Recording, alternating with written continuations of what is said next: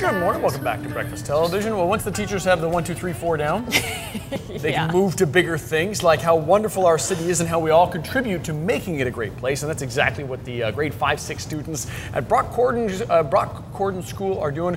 Fiona Odlum, who's filling in for Jerkoza today, going to introduce us to the teacher behind this cool project. Morning, Fiona.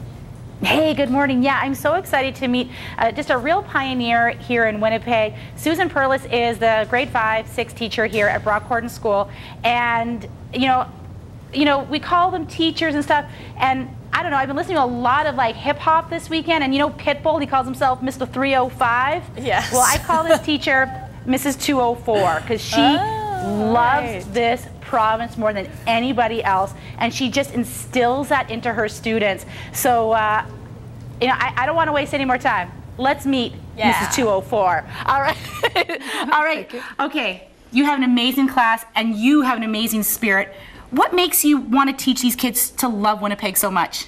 It all started really with my own children. As they were growing up and growing older, I wanted them to stay in Winnipeg and appreciate it as much as I did. So it was kind of for a selfish reason, and they have stayed so far. So that's great. Now, what was the project that you worked on this year?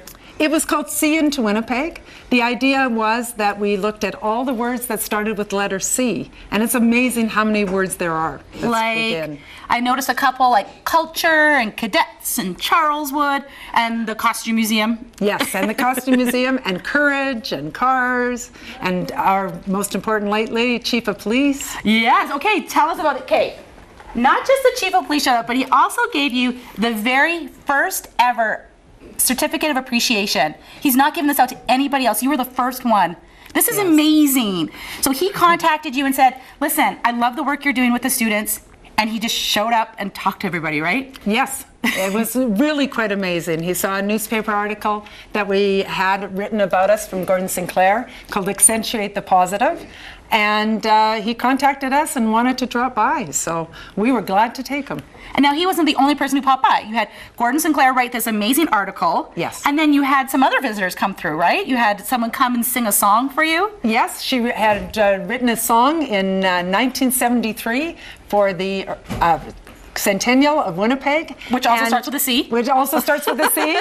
And she came in and taught it to all of us. That's so cool. Now, this isn't the first project you've done. When you look around this classroom, it's just full of vibrant colors because the entire room is wrapped with all the work that you've done to make Winnipeg beautiful and share its spirit. Tell us a little bit about your room. What we do is we create murals every year, or the children create the murals every year, and they all have a theme. And each theme is different, and it's all created by children. Which is amazing, because like they see the world like we don't anymore, and it's so beautiful. And so tell us a little bit about this one, because this one is the new one this year, and it's the Pathway Through Winnipeg, or how does this work?